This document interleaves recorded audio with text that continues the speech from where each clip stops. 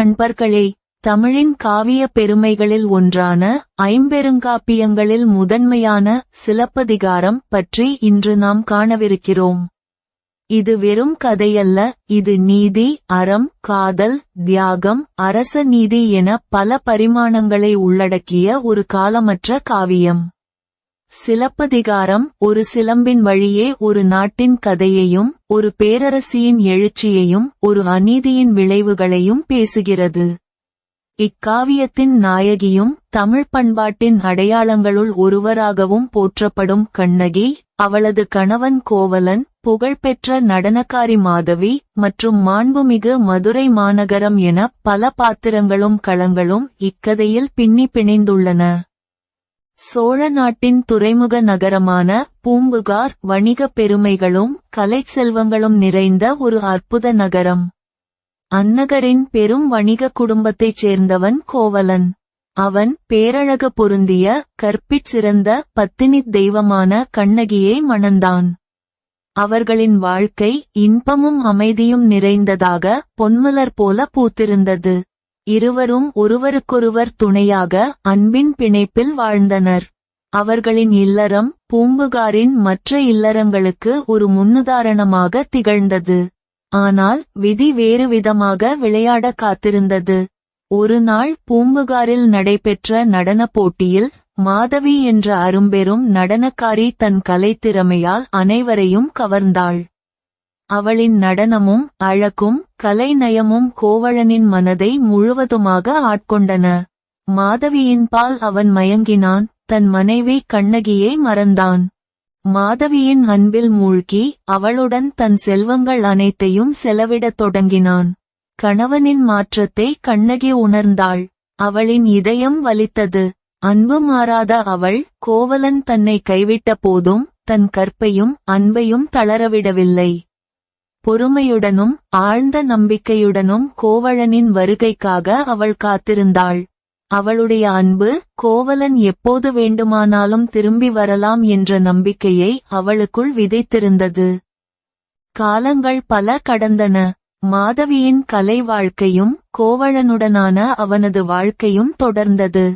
ஒரு நாள் கோவலன் தன் கடந்த காலத்தை பற்றி சிந்தித்தான். மாதவியுடனான தன் வாழ்க்கையையும் கண்ணகியை தான் கைவிட்டதையும் எண்ணி பார்த்தான். மாதவியின் அன்பை விட கண்ணகியின் தூய அன்பும் கற்பும் தனக்கு எவ்வளவு முக்கியம் என்பதை அவன் உணர்ந்தான். அவன் செய்த தவறை நினைத்து மிகவும் வருந்தினான். மனம் திருந்திய கோவலன் மாதவியை பிரிந்து கண்ணகியிடம் திரும்பி வந்தான். கண்ணகி எந்த கேள்வியும் கேட்காமல், எந்த கோபமும் கொள்ளாமல் தன் கணவனை அன்புடன் ஏற்றுக்கொண்டாள். அவளது பெருந்தன்மை கோவலனின் மனதை மேலும் நெகிழச் செய்தது. இருவருமாக பூம்புகாரில் தங்கள் இழந்த செல்வத்தையும் மரியாதையையும் மீட்டெடுக்க முடியாது என்று உணர்ந்தனர். எனவே புதிய வாழ்க்கையை தேடி பாண்டிய நாட்டின் தலைநகரான மதுரைக்கு செல்ல முடிவெடுத்தனர். புதியதொரு தொடக்கத்தை தேடி தங்கள் எஞ்சியிருந்த செல்வங்களை எடுத்துக்கொண்டு கோவலனும் கண்ணகியும் பூம்புகாரை விட்டு மதுரை நோக்கி புறப்பட்டனர். பெரும் நம்பிக்கையுடனும் புதிய கனவுகளுடனும் அவர்களின் பயணம் அமைந்தது. கண்ணகியின் கால் சிலம்புகளைத் தவிர அவர்களிடம் பெரும் செல்வம் எதுவும் இருக்கவில்லை. அவர்களின் குறிக்கோள் ஒன்றே, மதுரையில் ஒரு புதிய வாழ்க்கையை தொடங்கி இழந்ததை மீட்டு அமைதியுடன் வாழ வேண்டும். மதுரை மாநகரம் அதன் கலைகளாலும் வணிகச் செழிப்பாலும் கம்பீரமான அரண்மனையாலும் புகழ்பெற்றது. கோவலன் மதுரையில் தன் வணிக முயற்சியை தொடங்கினான். ஆனால் அவனது முயற்சி எதிர்பார்த்த அளவு வெற்றி பெறவில்லை. காலப்போக்கில் அவர்களின் நிலை மேலும் மோசமடைந்தது. ஒரு காலத்தில் செல்வந்தர்களாக வாழ்ந்த அவர்கள் மதுரையில் ஏழ்மையில் உழல நேர்ந்தது. ஒரு நாள் மதுரையில் ஒரு பெரும் கலவரம் வெடித்தது.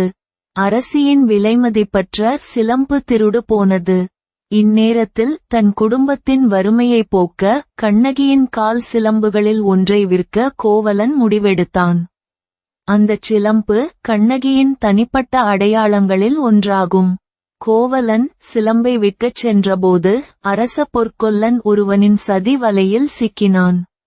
அந்த பொற்கொல்லன் அரசியின் திருடுபோன சிலம்புயை திருடியவன், அவன் கோவலனை அத்திருட்டுக்கு காரணமாக காட்டினான். பொய்யான குற்றச்சாட்டின் அடிப்படையில் கோவலன் மதுரை மன்னன் பாண்டியன் நெடுஞ்செழியனின் முன் நிறுத்தப்பட்டான். மன்னன் விசாரிக்காமல் அவசரப்பட்டு தன் அரசியின் நகையை திருடியதாக குற்றம் சாட்டப்பட்ட கோவலனுக்கு மரண தண்டனை விதித்தான். மன்னனின் இந்த அநீதியான தீர்ப்பு கோவலனின் வாழ்க்கையை முடிவுக்கு கொண்டு வந்தது. கோவலனின் மரணச் செய்தி கண்ணகியின் காதுகளை எட்டியது. அவளது உலகம் அப்படியே நொறுங்கியது. தன் அன்பு கணவன், எந்த தவறும் செய்யாதவன், இவ்வளவு கொடூரமாக கொல்லப்பட்டான் என்பதை அவளால் நம்ப முடியவில்லை. கண்ணகியின் துயரம் மெல்ல மெல்ல கோபமாக மாறியது. தன் கணவனுக்கு இழைக்கப்பட்ட இந்த அநீதிக்கு நீதி கேட்க அவள் புறப்பட்டாள். ஒரு சிலம்பின் வழியே ஒரு தேசத்தை கேள்வி கேட்கும் காவியத்தின் ஆரம்பம் அது. கண்ணகியின் இந்த பயணம் எப்படி அநீதிக்கு எதிராக போராடியது? அவள் எப்படி மதுரையை எரித்தாள்? பாண்டிய மன்னன் தனது தவறை உணர்ந்தானா? இவற்றுக்கெல்லாம் விடை சிலப்பதிகாரம் பாகம் 2 கண்ணகியின் நீதி இல். எங்களோடு இணைந்திருங்கள்.